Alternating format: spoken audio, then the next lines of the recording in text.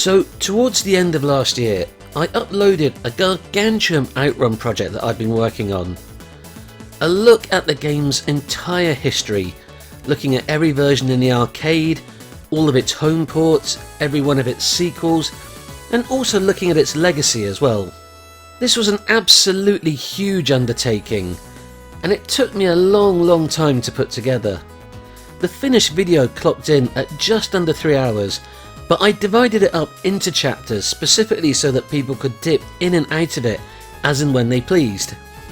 I'd even managed to enlist the help of a couple of retro gaming YouTube superstars from both sides of the Atlantic, namely Slopes Game Room, Sega Lord X and Larry Bundy Jr., along with Mean Machine Sega gaming journalism legend Julian Jazz Rignall, who'd all very kindly agreed to give up some of their precious time to provide me with some special guest segments where they talked about their experiences and thoughts on Outrun. The fellas even did me a solid one by giving me some retweets and shares on social media when the video first came out. The video was slowly gaining in traction, and after a week it was up to about 1,500 views. But then, just completely out of the blue, I got a third-party match content strike from Namco bloody Japan of all people, for an over 2 years old video tutorial that I did explaining how you could get force feedback working when you were using a racing wheel with either MAME or Technoparrot. And I swear to God, the views on this Outrun project I'd put so much time and effort into just literally dried up overnight. Coincidence?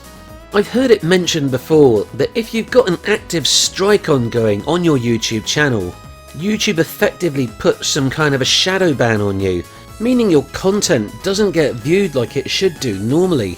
And in the 9 or so months since I actually first uploaded the video, it's only now just about managed to double the amount of views it got in that first week. So it sounds to me like there is some truth in this. And the Namco content strike was absolute rubbish, by the way. I won't go into the details of it here, but it does get explained in the new version of that force feedback tutorial video that I uploaded afterwards. I've also heard it said as well that YouTube doesn't tend to like long form videos, and that there's actually a magic 10-minute mark which tends to favour the algorithm better. I don't know if there's any truth to that or not. But the whole idea of this video then was to upload a small taster of the full video, in the hopes that keeping it to a shorter length will hopefully favour it more with the YouTube algorithm, and therefore get a few more eyes on it, which in turn will hopefully lead to more views on the original video. And hey, if you're someone who's already watched it and enjoyed it, then please do me a massive favour by recommending it to any friends and family you've got that you think might be interested, and also giving it a share on any Twitter or Facebook accounts that you've got. It really would be greatly appreciated. So with that, let's jump straight in now with a slightly abridged version of the start of the video.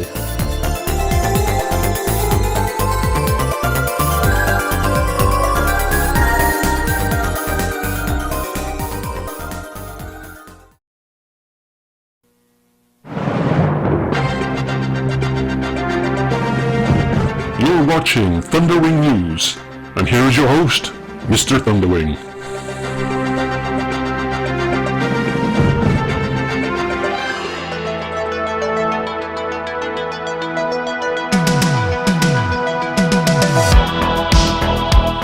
Whilst this may look like any other arcade you might find in your local shopping mall, something truly astounding is happening here today. If you were to venture down to this local video gaming centre, you would be about to witness history in the making.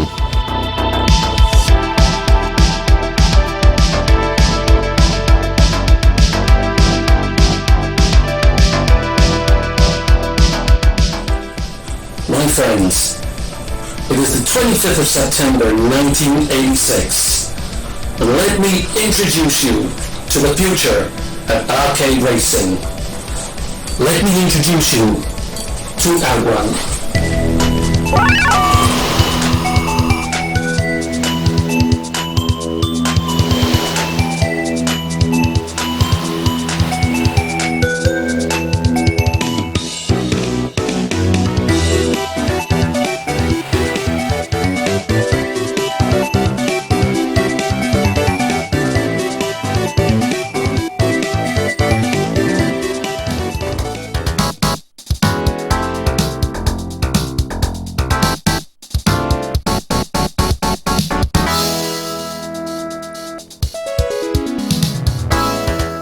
can't recall the exact first moment I ever clapped eyes on an Outrun cabinet back in the day, but I know when I did, it was love at first sight.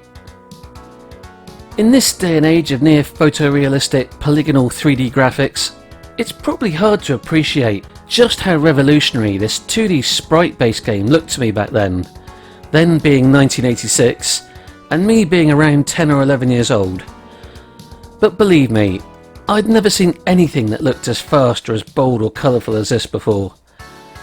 A game that not only promised high-speed thrills, but also managed to exude this incredible sense of style and coolness about it at the same time. One of the standout memories for me that exemplified this back then was the fact the game actually let you choose between a choice of 3 different tunes before you played it. I mean, what game had ever done that before? I cannot overemphasise enough just how revolutionary Outrun looked back then. This was a game that was just so far removed from the sort of thing that you could play on the home computers at the time. You don't need to try and imagine it though, because I can show you. This is Checkered Flag, a game I used to own on my ZX Spectrum 48K, which had come out in 1983, just a few years before Outrun hit the arcades.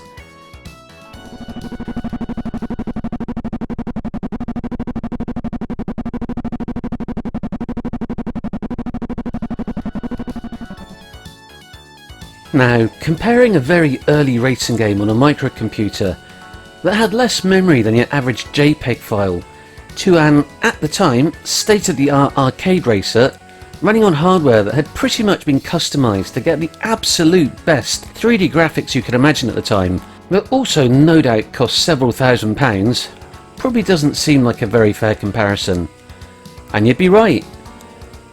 I'm just highlighting it to really give some context to just how big of a gulf there was back then between what you could play at home and what you got on the arcade. The difference was just absolutely mind-blowing.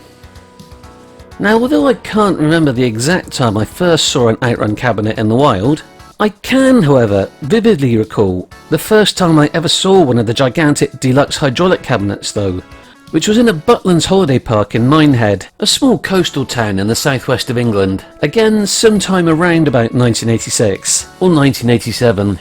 Getting into that huge red cabinet for the very first time, that felt almost more like a fairground ride than a game, as magical sound shower blasted into my ears from the twin stereo speakers mounted behind my head, and the steering wheel fighting back against you as you played. It really was an audio-visual, senses-shattering experience for my 10-year-old brain. Admittedly, yeah, I don't think I ever got further than the second stage back then, but that didn't matter. It was 3 to 4 minutes of pure, unadulterated high-speed joy. The game felt synonymous with good times, summer vibes and school holidays. That holiday feeling was practically dripping off the screen, right down to the palm tree and the sparkling vivid blue sea on the title screen. It was about enjoying the journey, not worrying about the destination. Part of the nostalgia that no doubt fuels my love of the game is more than likely tied into the feeling of wonder of playing it in a coastal arcade on a seaside holiday, or trips to France or other parts of Europe with my mum and dad back then, and finding a local arcade that would quickly become a favoured hangout spot for me for the duration of that holiday. Before Outrun, I can't really recall having any awareness of any other 3D style races at this time. I'd maybe seen Pole Position a few times, but if so, it hadn't had any of the same sort of impact on me as Outrun. In fairness to Namco's classic racer, It was released in 1982. and is nowhere close to matching the visuals of Sega's AM2 monster superscaler. Sega's own Hang-On was released in 1985, and was in fact a precursor of the superscaler arcade technology used in Outrun when it was released a year later. But I'm pretty certain I never encountered a Hang-On cabinet in an arcade until after seeing Outrun for the very first time.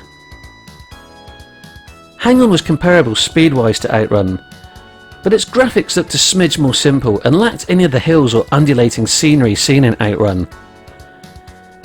The other big difference between Outrun and those other games was that while most of the earlier races would normally involve a race on a circuit of some sort against other vehicles, a trait that was also still common in racing games after Outrun, as you can see here in Continental Circus by Taito, the objective in Outrun was to get to the end goal of one of the 5 different routes.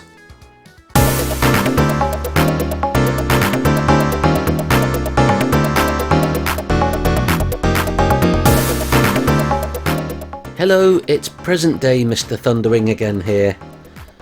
Let's just skip away from that initial bit of the video now, right to near the end, where I recount a little anecdote about my first time encountering an Outrun 2 cabinet in the wild.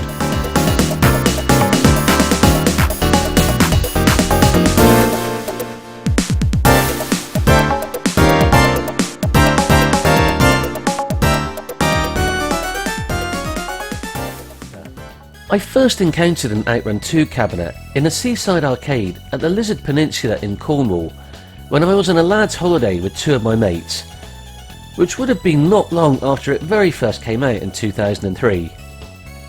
I was overjoyed at finally getting to see one for the very first time, a two-player sit-down twin cabinet.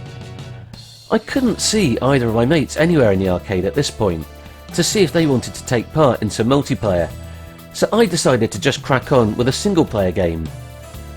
No sooner had I coined up though, and was just in the process of selecting my car and music, some absolute nutter just wandered over, slurred something incomprehensible at me, and decided he wanted to be player 2. Hooray! It couldn't have been much after midday, and this guy was already absolutely spannered off his tits. He also had one of his arms wrapped up in cling film, which I now know is a protective measure when people have had a tattoo done, but back then just further compounded the image in my brain that this guy was some kind of fruit dehydrating psychopath. He'd inserted his cash too late to join in my game, so I'd already started mine, but undeterred, he was still slurring away incomprehensibly at me as I was just concentrating on trying to play the game. So, as I was sat there, trying to take in the majesty of AM2's incredible masterwork for the very first time, this guy was literally thrashing about in the seat next to me, apparently totally incapable of understanding the concept of how a sit-down arcade racer worked. At one point he kept shouting, Legs don't fit! Legs don't fit! at which point he actually leaned across to my side of the cabinet and briefly grabbed my wheel during my already in progress game to get me to, I don't know, wave my magic leg fitting wand or something. This guy certainly made sure that my very first time playing Outrun 2 was definitely a very memorable one. The whole time I was playing it, with the other guy eventually managing to figure out how to operate the seat all on his own, I kept thinking to myself, where the f*** are my mates? It wasn't until I got to the game over screen and disembarked from the cabinet, I spotted the pair of them, stood a little distance back, but in perfect eyeline of what had been happening, absolutely pissing themselves with laughter. The two utter pricks had been watching the entire thing unfold, but rather than coming to the assistance of their old pal, thought it would be more amusing to just sit back and watch my uncomfortable interaction with this personal space challenging pisshead. Thanks, fellas.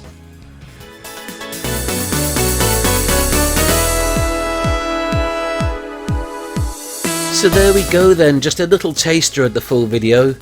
If you've liked what you've seen and heard here, then please do consider checking out the full version.